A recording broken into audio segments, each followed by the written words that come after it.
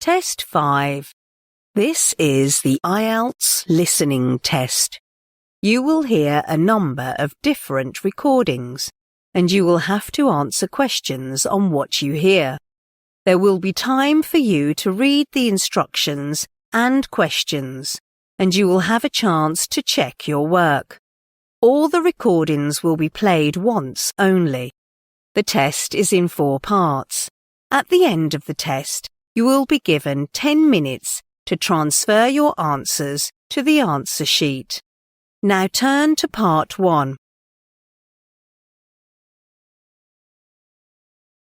Part 1.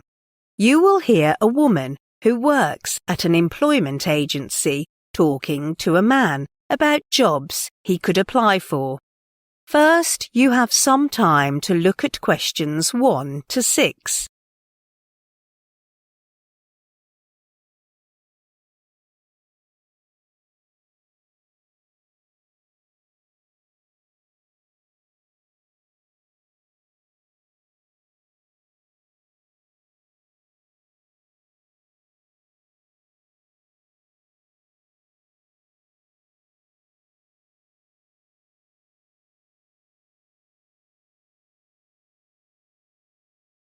Now listen carefully and answer questions 1 to 6. Good morning. How may I help you? Good morning. We spoke on the phone last week, and I'm ringing to get more details about the job. That's right. Thank you for sending in your CV. We've carefully looked at it, and I think we have several jobs that might suit you. That's great. The first one is in a magazine based in North London. They're looking for a reporter. What sort of magazine is it?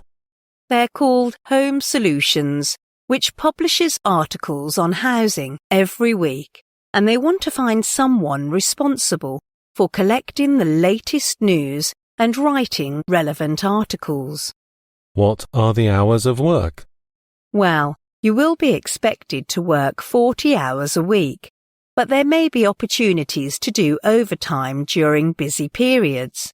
For example, some may work more than 50 hours a week and get extra pay, but you're not required to do this. That's reasonable. Do you know what the rates of pay are? Yes, it says you'll get a monthly pay of £7,000 for the first 6 months, and after the probatory period, you'll be eligible for a salary of more than that, maybe £7,500 or more. That's good. So, is that something that might interest you? It is, yes. The only thing is, you say they are in North London, so it would be a pretty long commute for me. In that case, the second position might suit you better regarding location. That's a researcher for an electronic engineering company in South London. Yes, that would be a lot closer. Your CV shows you have relevant working experience in this field.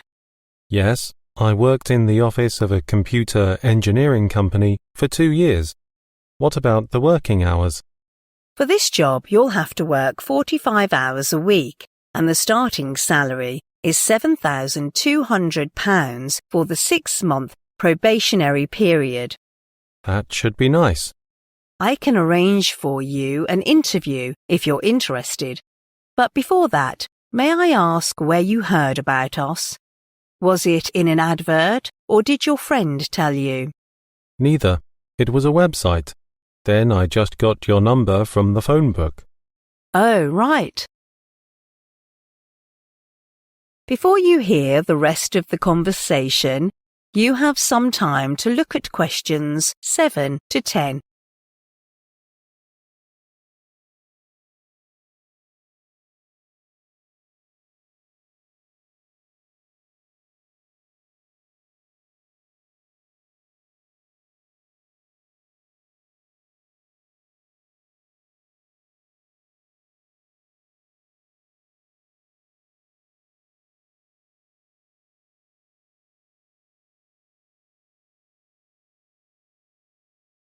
Now listen and answer questions 7 to 10. Apart from full-time jobs, we have some part-time work that might suit you. Here, several magazines are recruiting part-time writers. Are you interested? What kind of writer exactly? I mean, what types of articles should I write about? Well, the first one is to do with sports reports.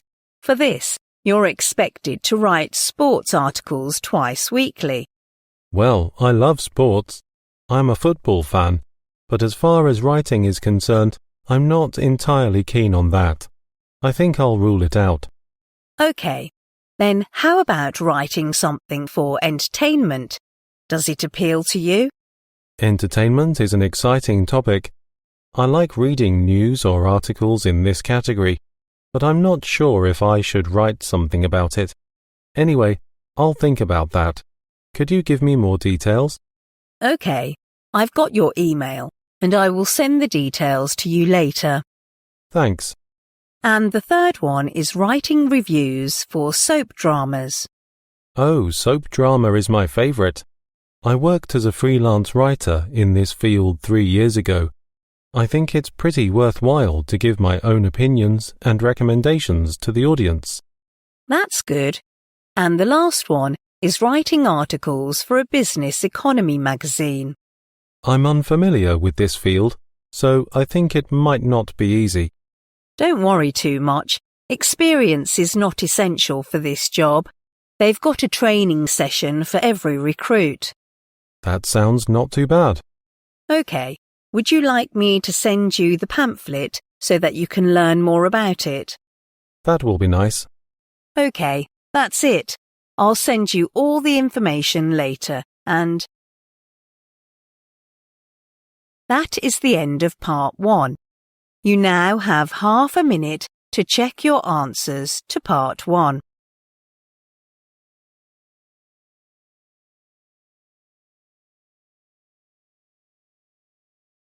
Part 2.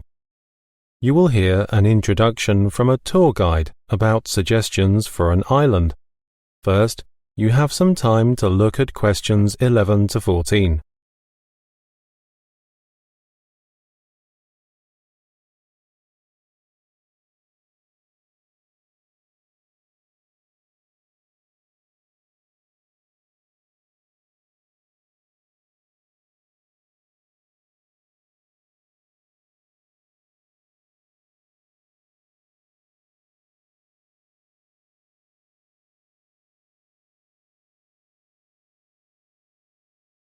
Now, listen carefully and answer questions 11 to 14.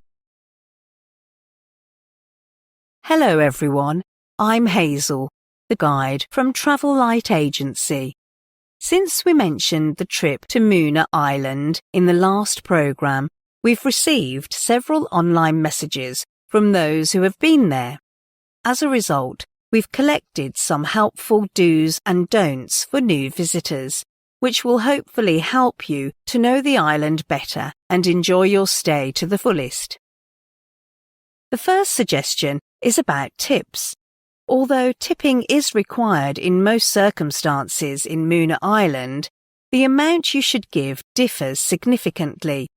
If you take a taxi, there is no set rate on how much you should leave to the driver. Someone may give a generous tip if he thinks the service is fantastic. It's up to you entirely. However, if you go to the hairdresser's or enjoy a meal in the restaurant and the bill comes with no service charge, a 10% tip is advisable. Moona Island has got relatively good medical service. If you get sick, the quickest way is to ask the hotel to arrange an English-speaking doctor for you. But remember, it's not a complimentary service. The other alternative is to visit the local clinic, and you have to prepare for the charge as well. I should remind you that the medical service on the island can be pricey, so it's better to buy your insurance before you leave. When you visit Moona Island, you'll see the notice nearly everywhere. tap water is safe to drink, but you might not get used to its weird taste because it contains minerals. In this case, you can buy bottled water sold in every shop, but you'd better make sure the sealed lid is untouched, as the locals often put tap water into the bottle. Before you hear the rest of the talk, you have some time to look at questions 15 to 20.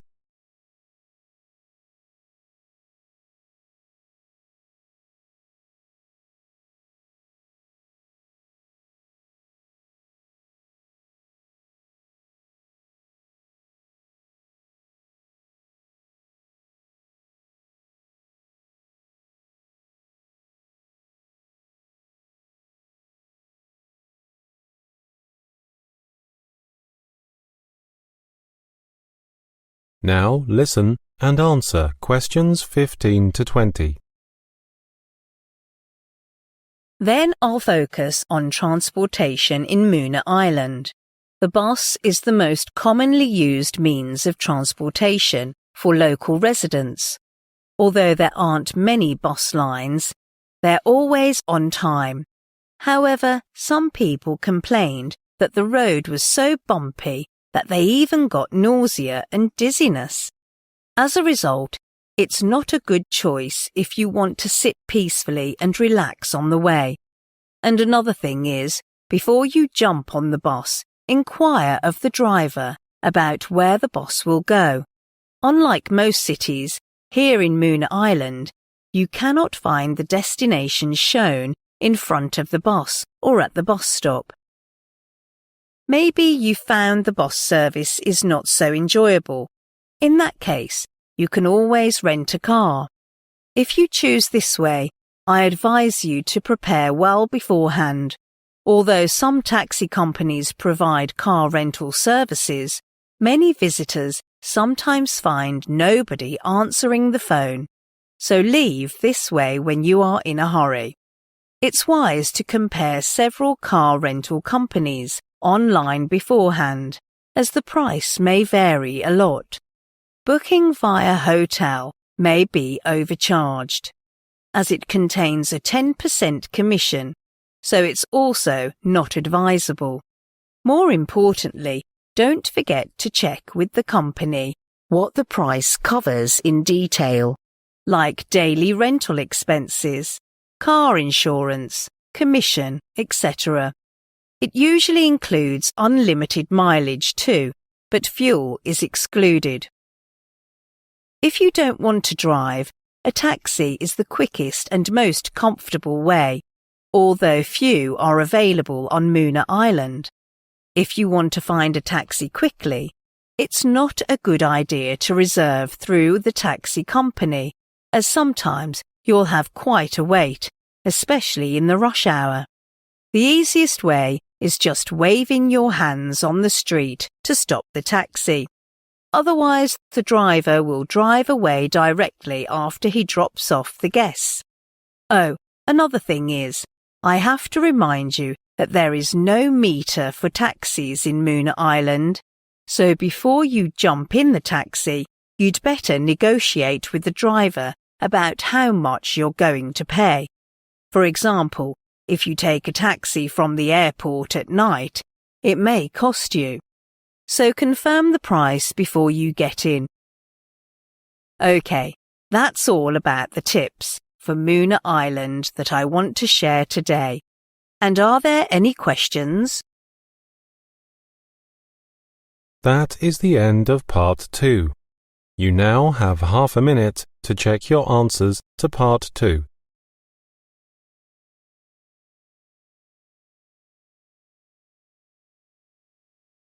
Part 3. You will hear a student talking to a tutor at her college about the possibility of changing her course.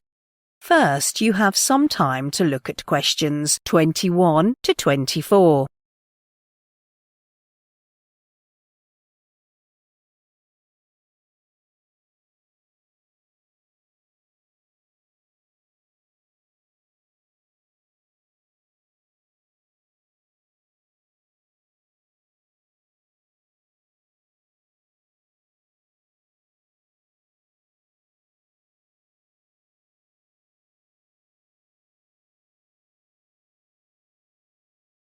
Now listen carefully and answer questions 21 to 24.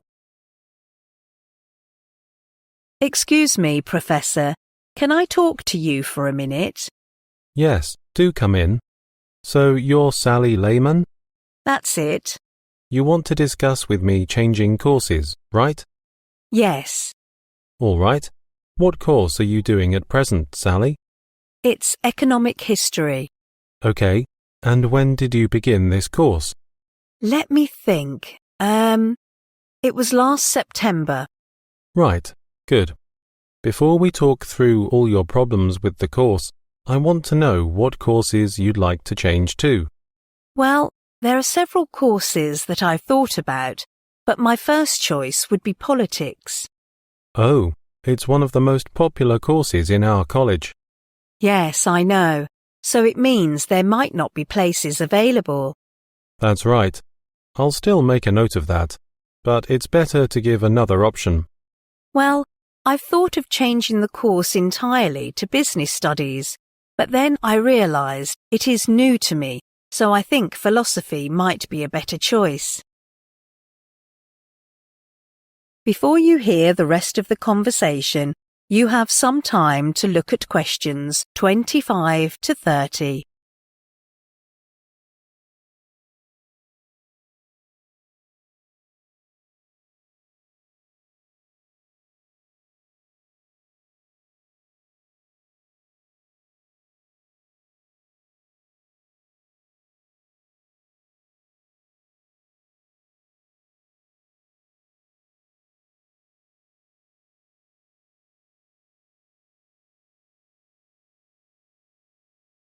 Now listen and answer questions 25 to 30. Okay, that's useful to know. Then let's talk through any problems you've been having at the moment and see if there is any possibility for us to offer help. After all, with all the efforts that you've made already, it'll be a pity to give up the present course and completely start a new one. Yes, I agree with that. I've learned something valuable about economic history. Good. Well, let's talk about your problems. What do you think is your significant difficulty in the course? Well, I have to say the biggest problem is that the lectures are difficult. Okay. And have you tried something to overcome this problem? Yes, I have. I tried recording the lectures because I couldn't follow what the lecturer said. Yes, that's a good idea. And did you find it helped? To a certain extent, but... Well, recording is a good strategy, but I also advise you to take part in the discussion group with other fellow students to discuss the lectures and exchange ideas with them. Yes, I've seen some of my classmates doing that. I'll ask them if I can join. Good. I'm sure you'll find it helps. And any other problems?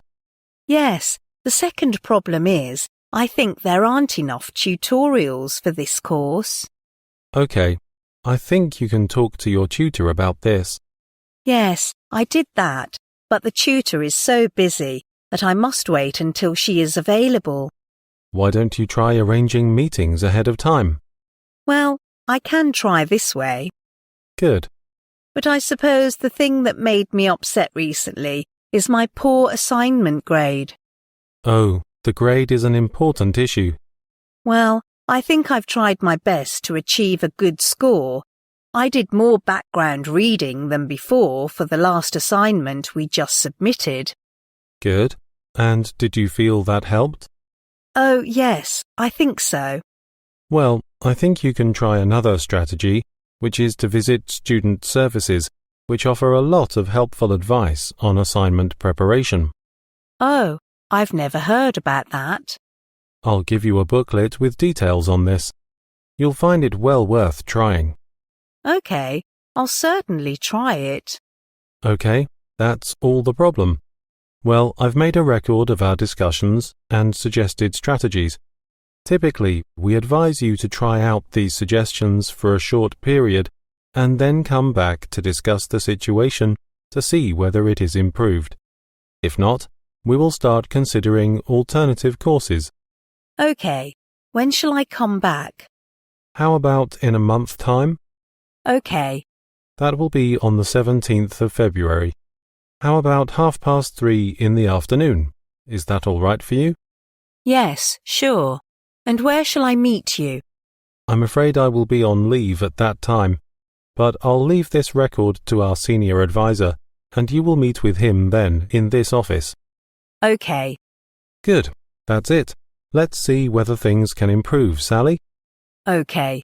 Thanks very much. My pleasure. Bye.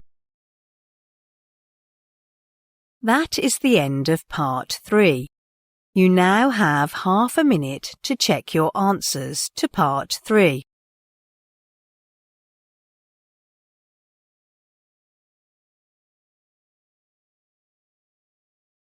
Part 4. You will hear a student from the architecture faculty giving a presentation about houses that are built underground. First, you have some time to look at questions 31 to 40.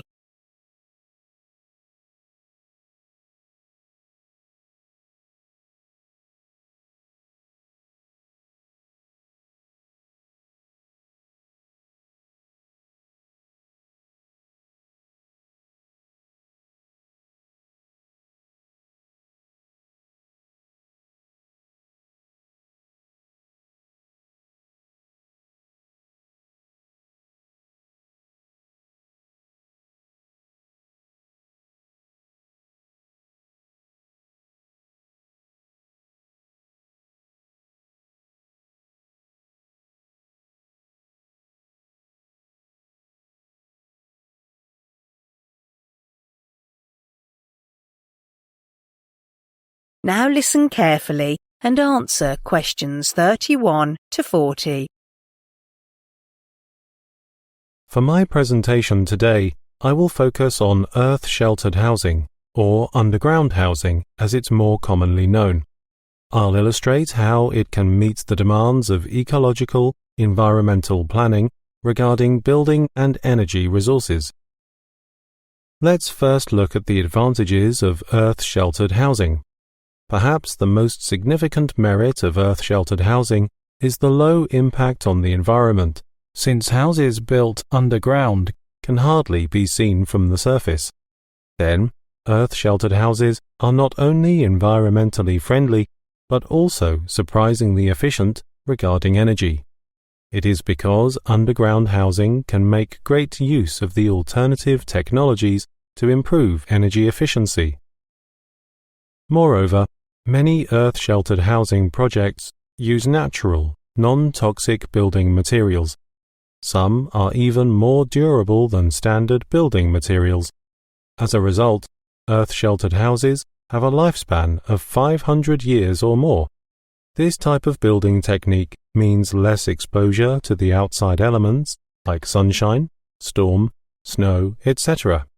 So it can give the houses actual protection and keep the maintenance of the houses to the minimum. Earth-sheltered houses also give people a quiet environment. As we know, noise is a severe problem in modern society, and many people consider moving home because of this. In that case, earth-sheltered houses might be a good choice, because living underground means those people will no longer suffer from the disturbances caused by the traffic on the road. And lastly, earth-sheltered houses also bring significant health advantages to people. Because of the sophistication of the ventilation systems installed in earth-sheltered houses, it provides a comfortable living environment for people who have asthma and other chest diseases.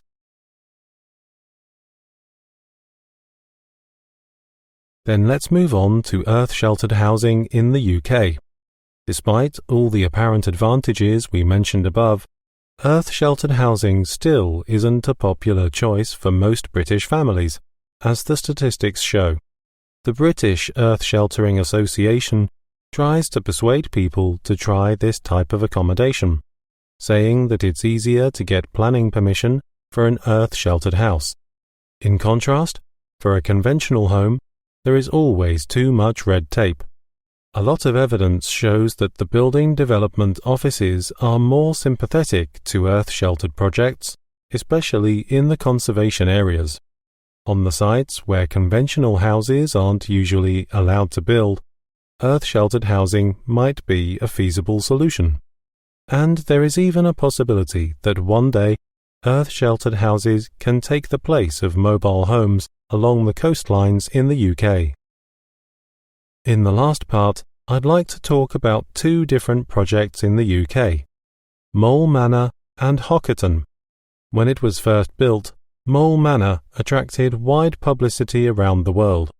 A newspaper poll conducted by the Earth Sheltering Association showed that Mole Manor was voted as one of the 12 most desirable places to live in the world. Similarly, Hockerton aroused considerable interest from the international media as well, winning several awards for its innovative environmental design. The running cost for Mole Manor is much lower than that of conventional houses. It is because Mole Manor is installed with an effective insulation system, significantly reducing its heating bill, while at Hockerton, all the basic needs of families living there are satisfied by energies in this area. For example, wind power, solar energy and rain are used to generate enough warmth, water for washing and drinking, and electricity for lighting and cooking. As a result, people there can live a lifestyle in harmony with the environment. It is also proved that at Hockerton, earth-sheltered houses can be built on a modest budget because it gives priority to cost when designing the houses. But it is not the case with Mole Manor, which pays more attention to style than cost. Compared with the homely cottage style at Hockerton, the houses at Mole Manor are expensive, beautiful, and comfortable, and it is said that these houses are worth more than £800,000 today. In conclusion, Mole Manor and Hockerton projects show that earth-sheltered housing has numerous advantages. They can not only provide comfortable and stylish houses to people, but are also beneficial to the environment. And with the help of new energy-saving technology, it can meet all the criteria for ecological and environmental planning. That is the end of Part 4. You now have 1 minute to check your answers to Part 4.